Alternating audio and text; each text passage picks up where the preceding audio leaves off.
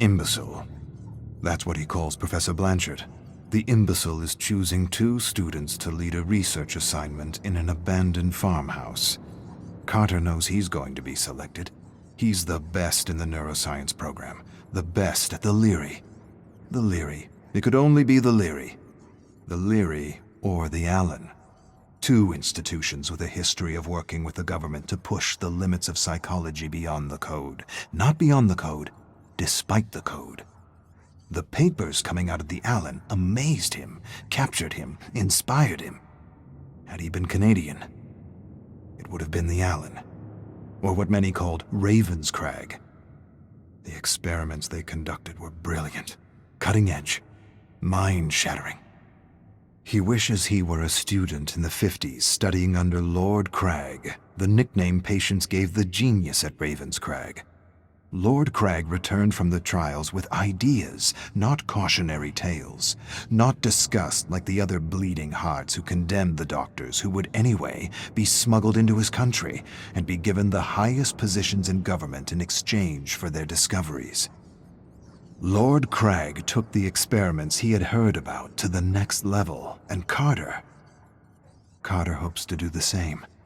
But not with this professor, not with Blanchard, Dr. Bleeding Heart Blanchard. He has no idea what real power is. Real power is freedom. True freedom. Freedom beyond the limits of ethics and morality. Carter's leading the research assignment with another peer. The challenge? Secure the secret word through the good doctor, bad doctor interrogation technique put forward by some other bleeding heart imbecile at some other institution. He's bad doctor with a code, a list of do's and don'ts the imbecile gave him. Very limiting, too limiting, self-limiting even. How is he supposed to secure anything with these limits? Surely he realizes how futile the experiment is with this code. Nevertheless, he tries. He shouts at a fellow student sitting across the table from him. Shouts? Big deal. Tell me or I'll... Shout again. The student doesn't take him seriously. He's play-acting fear. It's all make-believe for him. I should smash his skull and yank the secret word out of his substandard mediocre brain. Second day, and nothing. Carter's frustrated, really frustrated.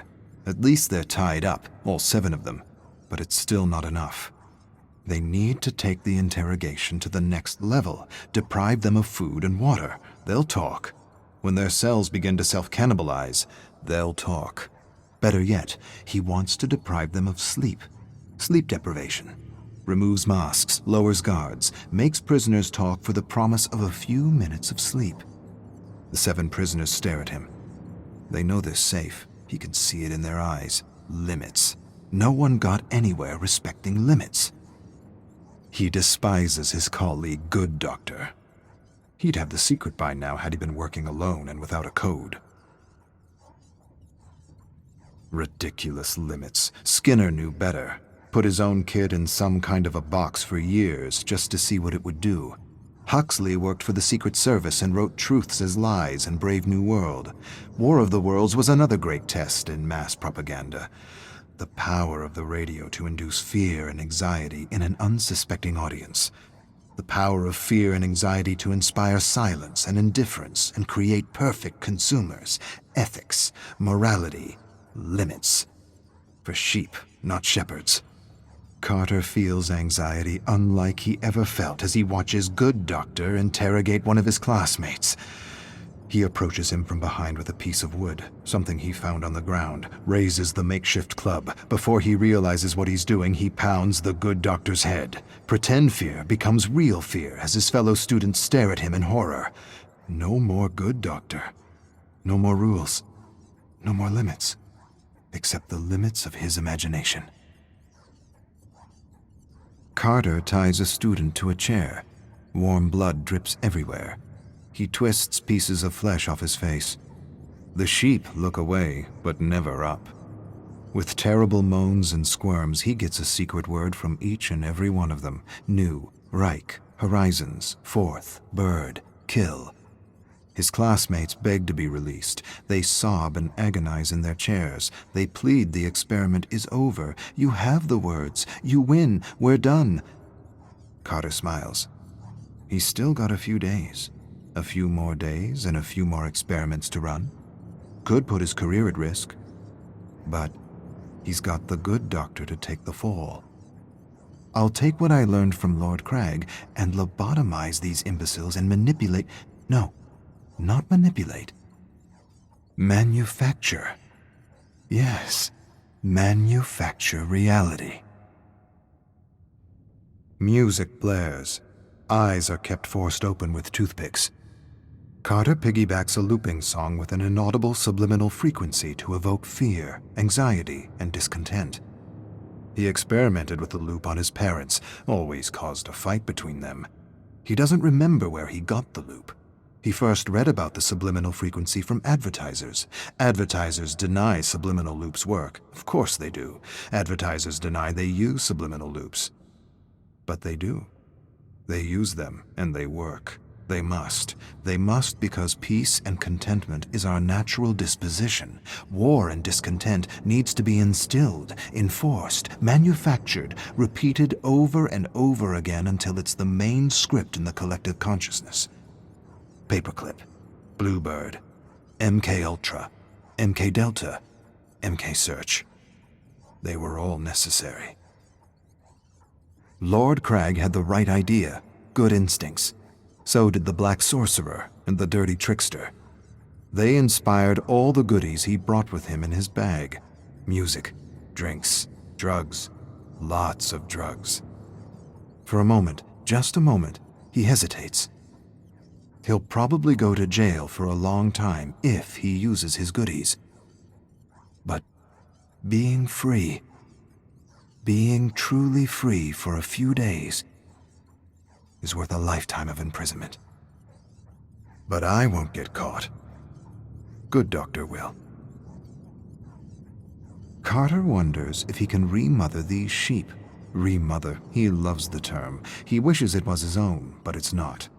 Shock them with electricity and expose them to endless images of death, chaos, and destruction. Traumatize the brain, empty it, lobotomize these subjects to remother them with new personalities. He wonders if he could remother these sheep into wolves. Get them to kill each other. Better yet, turn these good, law-abiding students into serial bombers. He rips the plug out of a lamp, splits the wires, peels the wire, places the exposed wire into a student's mouth, slowly approaches the socket, taking in his terror, plugs it in, screams as he remothers this exemplary student. A putrid smell of burning hair and skin reaches his olfactory receptors. There's another stench. Imbecile soiled himself. Carter laughs. He hasn't been this stimulated in ages. To be free. To be truly free. Carter hasn't had this much fun since he first tried to transplant a mouse brain into a rabbit. A week isn't enough. He wishes he had more time. He needs more time. There are new avenues within the mind to explore. Too many avenues, not enough time. He wishes he had the tools to operate on their brains. There are knives in the kitchen. Good work. Not surgical precision, but good enough. He's read about a gland in the brain that looks like an eye, a gland that supposedly secretes DMT, a kind of mystical drug. He wonders if he can extract it from a living subject. He wonders what a good dosage of human DMT does to a test subject. Carter unties a rope. He's going to release Good Doctor. He's pumped him with drugs and programmed him with new thoughts. He believes the other students are Russian spies that need to be executed for national security. He unwraps the rope and places a screwdriver in his hands. He changes his mind, removes the screwdriver, replaces it with a fork, changes his mind again, replaces the fork with a spoon. He's never seen a spoon used to kill a human being. He backs away from Good Doctor, who is lost and confused, remothered. He says a phrase. The moon is down. Confusion becomes clarity as Good Doctor stands and approaches the Russian spies with a spoon. Brilliant. Bleeding Heart Blanchard returns to the farmhouse with a group of men Carter's never seen before. They look like government men. He suppresses a smile and tells them Good Doctor got out of hand, took things a degree too far. He barely got out alive. Blanchard tells him to shut up. His tone is different. He doesn't sound like an imbecile. We taped the whole thing. Carter exchanges a look with the men in black suits. He doesn't understand. The imbecile enters and does the unexpected. He stares at the barely breathing student unperturbed. No fear, no panic, no emotion, nothing. He grins and mumbles something to himself in German. He turns to Carter with a smile. His smile turns to a grin when the men in black suits handcuff and arrest him.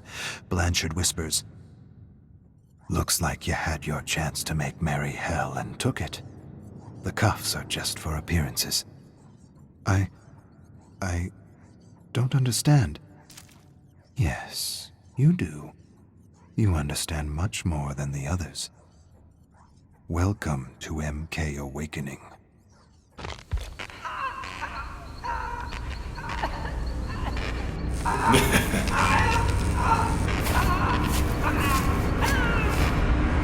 Hey!